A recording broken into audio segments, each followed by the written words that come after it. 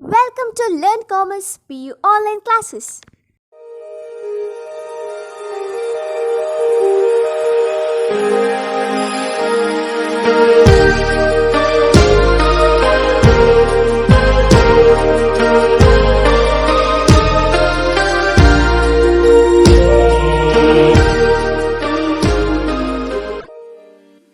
Don't forget to like our video and subscribe our YouTube channel for all the updates.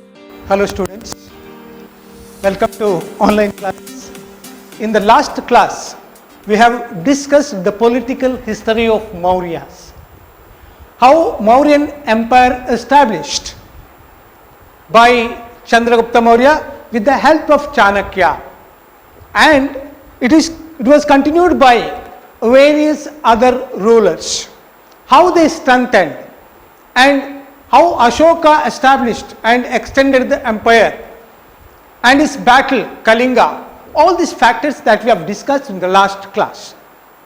And now we have to discuss the contribution of Mauryas. What are the contributions made by the Mauryas to the field of administration and art and architecture? Coming to the administration, Mauryas, they established a very sound system of administration, not only in India but also in the world itself. It is a unique administrative system organized by Mauryas. And when we come to the central government, king is the apex of the government. He is the superpower and he had all the powers in his hand.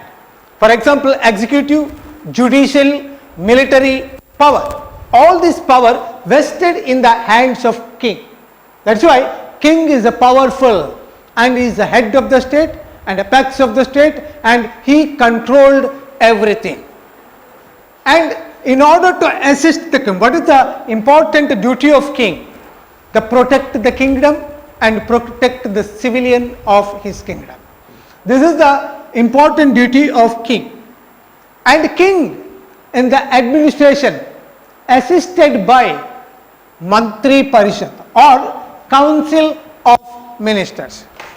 There are various ministers, they helped king in the administrative process, because king single-handedly, he cannot administer, he cannot tackle all the problems, or he cannot look after whole kingdom. That's why in order to assist him, as like present chief minister is having council of ministers, like that king, he had Mantri Parishad, that is the council of ministers. What is the number of ministers? See, this council of ministers consisted of 4 to 12 ministers. If it is very less, means 4 number, and up to 12. It depends upon time to time, it changes. So, and these ministers, they administered their different responsibility and in the different way, and they supported the king for the smooth administration of the kingdom. And there was a secretariat.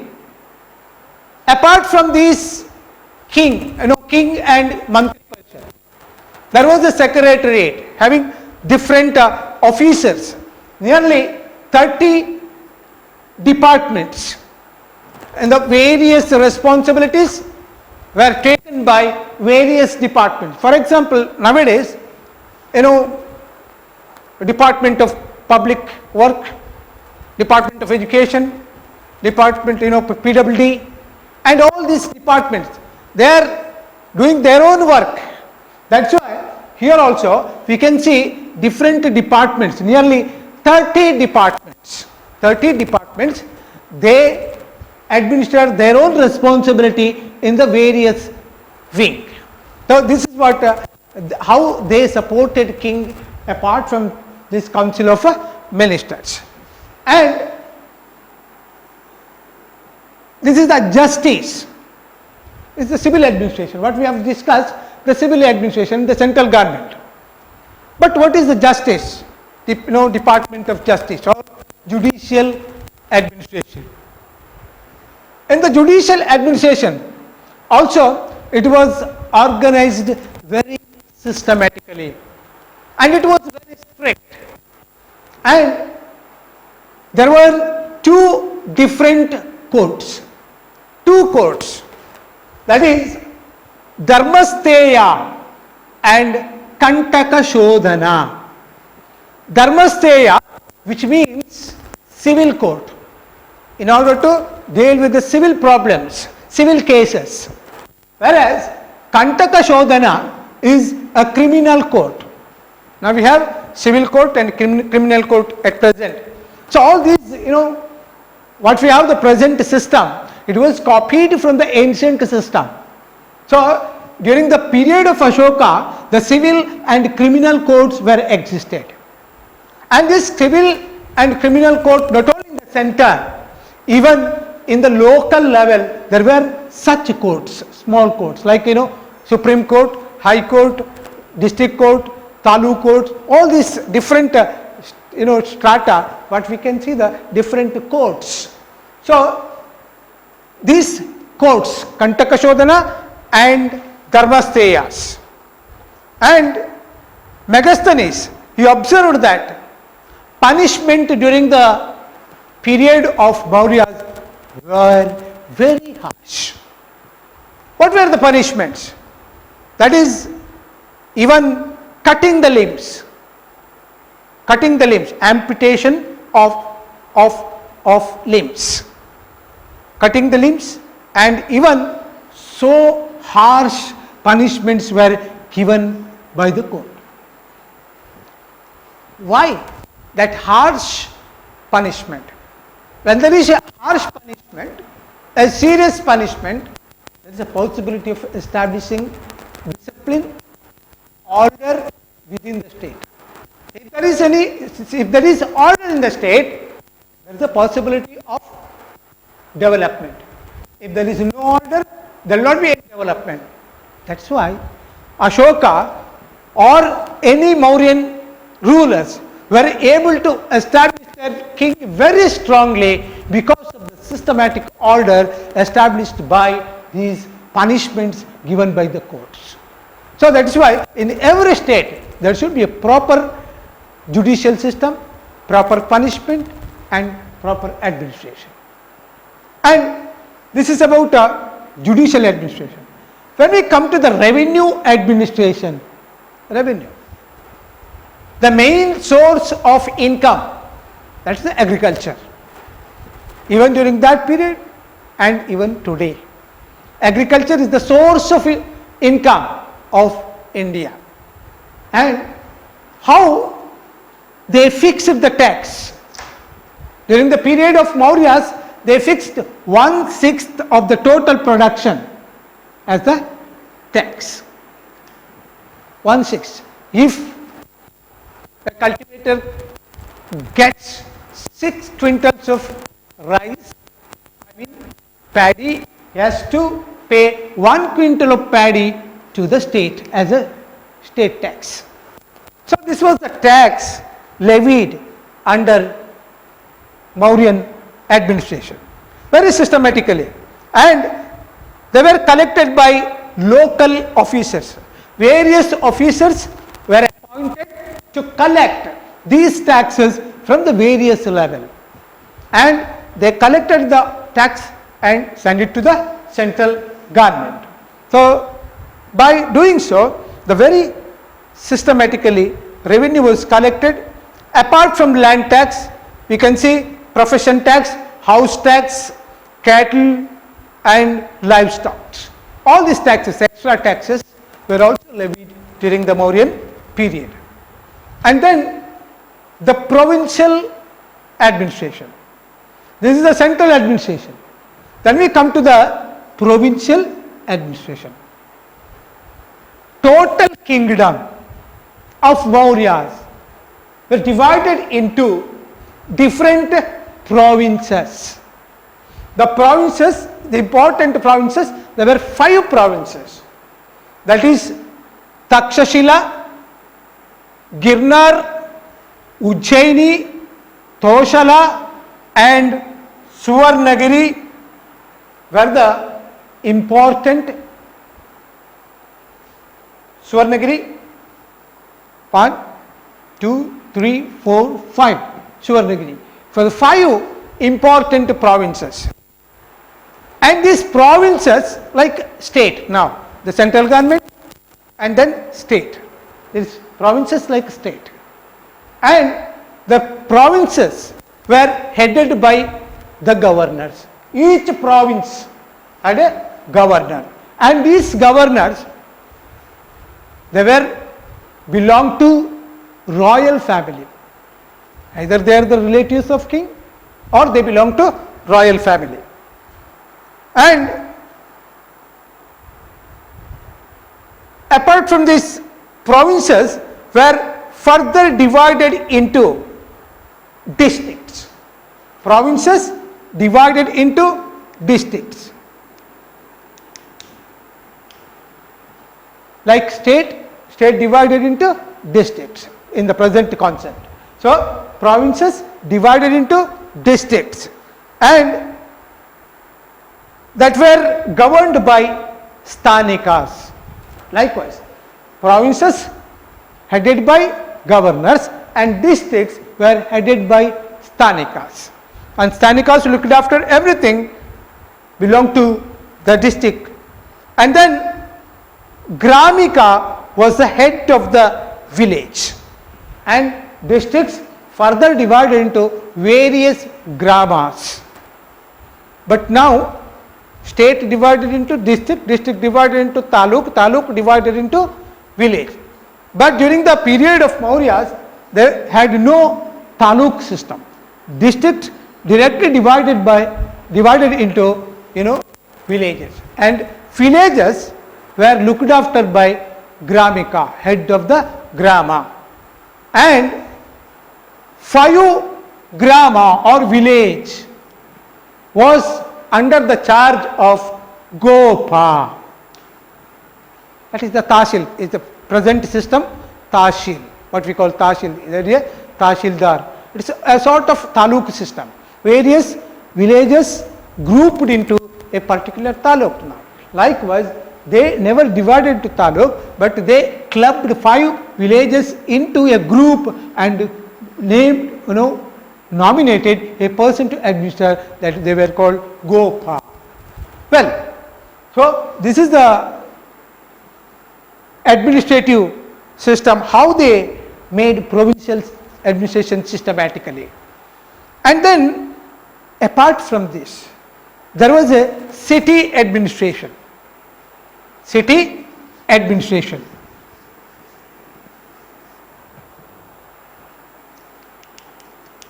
City administration.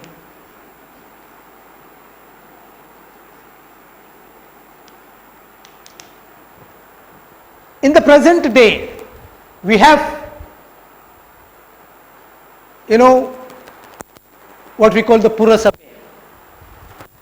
and Mahanagar Sabha and even municipality, what we call the Purasabha or municipality. And this municipality is a body of administration which existed in a particular city. The duty of this administrative body to look after the administration of city, construction of roads, providing waters, electricity, etc., etc., were the important duties of this city administration, what we call the municipality, for example. The concept of municipality is derived from the city administration of Mauryas. And this city administration, which was very strongly existed in Pataliputra, the capital city of Mauryas. Pataliputra, the capital city of Mauryas. And this Pataliputra provided with very systematic administration. And it was a very good city they established, and because of the city administration. See how during the ancient period they had the knowledge of city administration, a separate body to administer city, not like a large area, but with a small area there were so much of population, that's why they should provide it with a separate administrative body. Well, it is a local body, and Megasthenes in his Hindica, he explained or depicted the city administration under Mauryas very systematically, and that what information we have today, that is from Indica. And they looked after the roads, markets, hospitals, temples, schools, water supply, different bodies, or there were different group to look after this. For example, the city administration of Pataliputra was very famous in history. Nowhere in the history of India we can see such a administrative system which confined it to city. And in order to look after the city administration, and there were different boards, that is divided into 6 boards. There were 6 boards, and these 6 boards, each board, there were nearly 30 members, and each board consisted of 5 members, and total 6 boards. And these 6 boards, they looked after different responsibilities, not single. Water, schools, roads, etc., etc. So, for different work there were different boards. So, see how systematically they established. Well, after looking this, we have to look at the military administration. How military administration was established under Mauryas.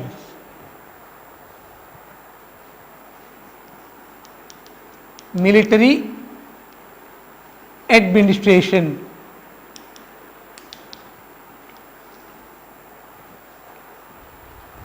As I told earlier,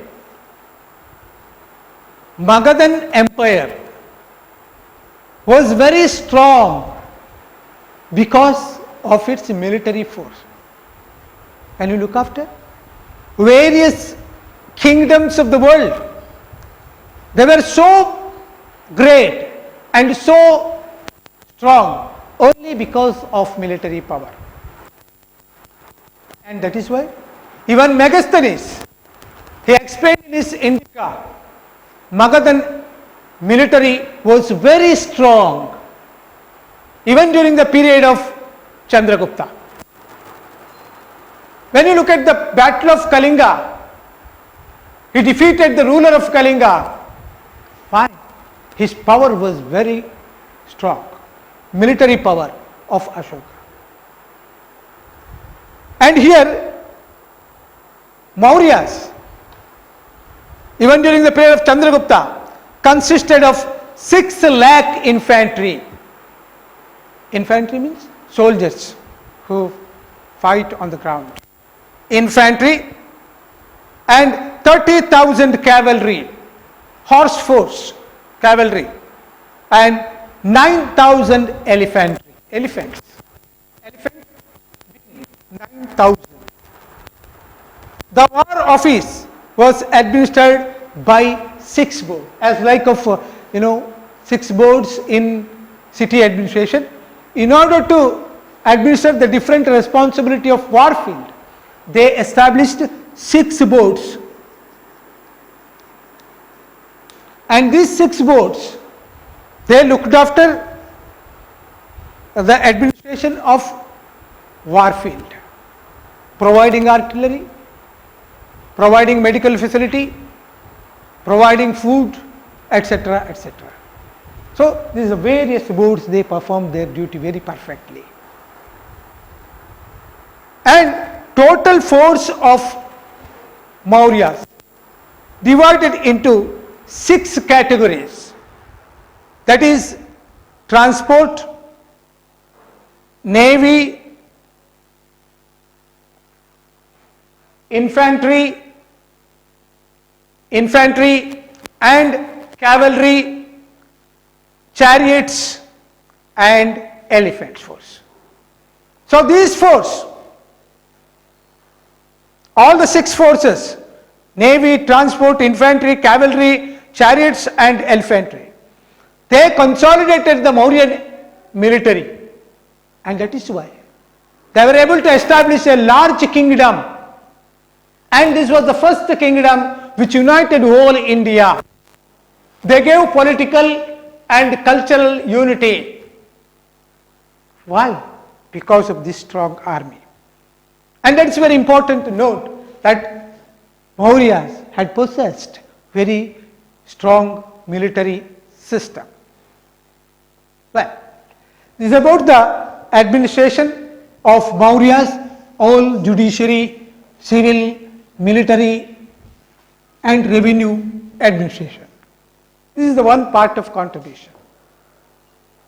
What were the contribution of Mauryas regarding art and architecture?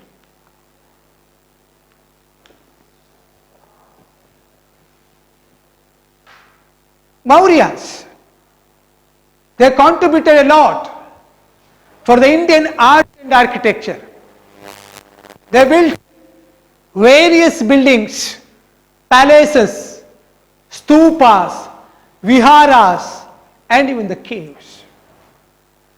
So all these establishment or buildings of Mauryas were the great contribution to the Indian art and architecture. Especially various pillars which were built by them. And even Ashoka, during his period, he started the construction of building by using stones, that bricks. Earlier they used to build buildings by using bricks. That bricks now discarded, and Ashoka adopted stone construction.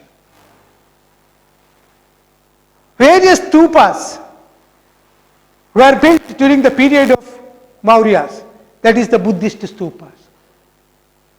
Since Ashoka was a great Buddhist follower, he built many stupas for Buddhist bhikshus, Buddhist monks, and he constructed even the many pillars for engraving inscriptions. And these relics are now available in the different parts of India.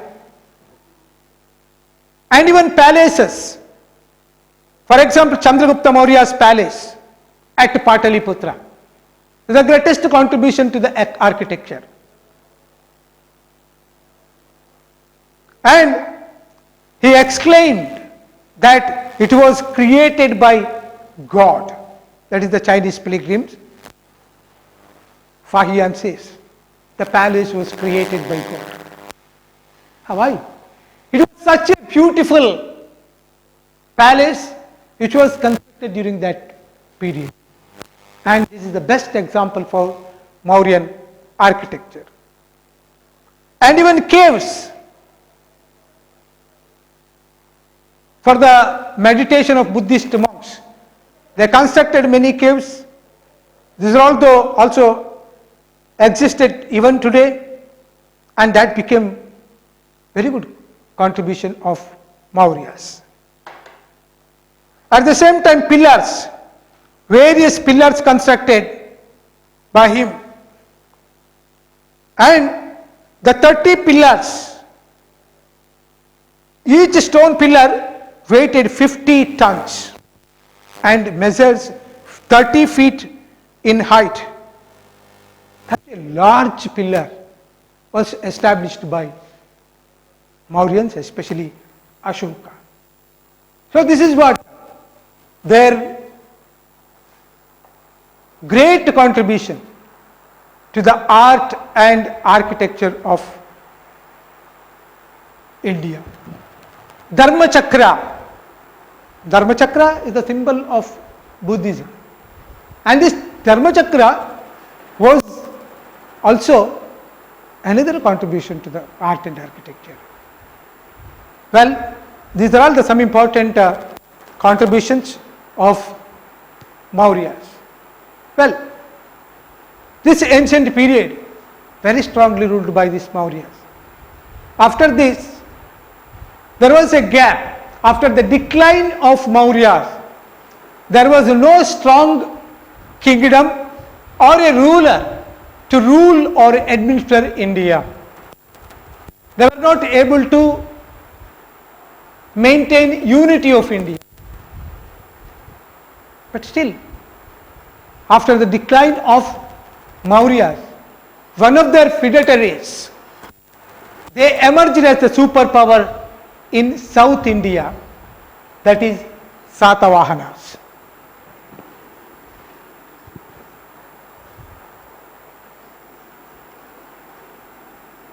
Satavahanas.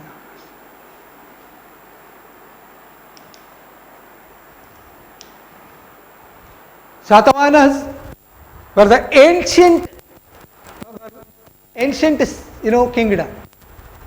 They ruled from 106 to 130 Common Era.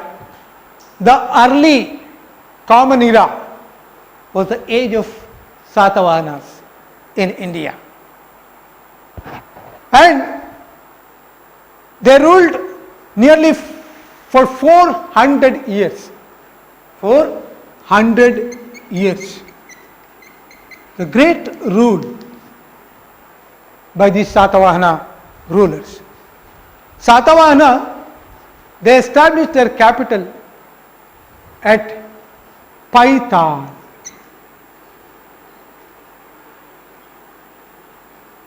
Or Pratisthana.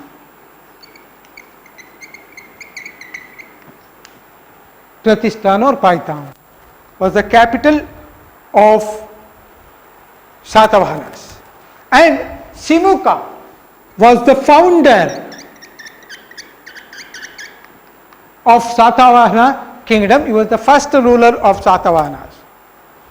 After him, there are many rulers like Hala, Yajnashri, all these, they ruled Satavahana kingdom. Hala is also one of the greatest king of the Satavahana kingdom, and he wrote Gata Saptasati. Hala wrote Gata Saptasati.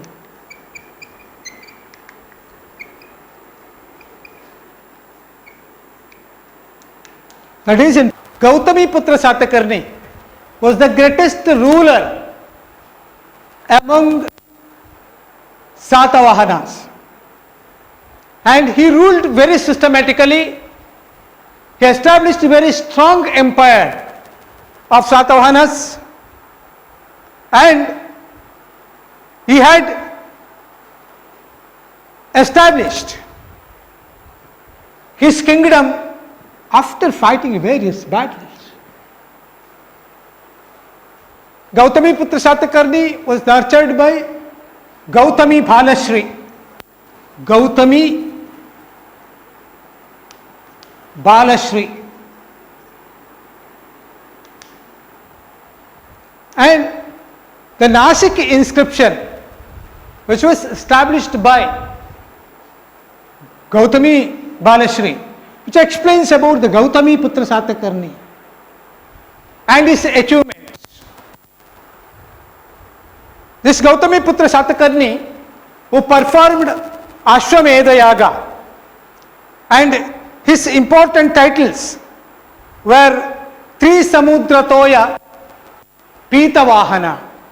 3. Samudratoya Pitavahana. And Shaka Yavana Pallava Nishudhana. Shaka Yavana Pallava. All these kingdoms. Nishudhana. He just finished them. So that's why these titles, which shows that the achievements of Gautami Putra Satakarni. The contribution of Satavahanas to the field of art and architecture were also considered very important in the history of India. But this is a short clip about Satavahanas, but we are not dealing with the very detailed history of Satavahanas. There may be some questions from Gautami Putra Satakarni. So in this way, we have to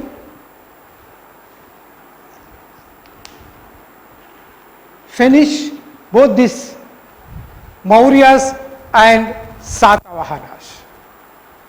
And one more kingdom in the next class we have to discuss, that is also ancient kingdom, that is the Kushanas.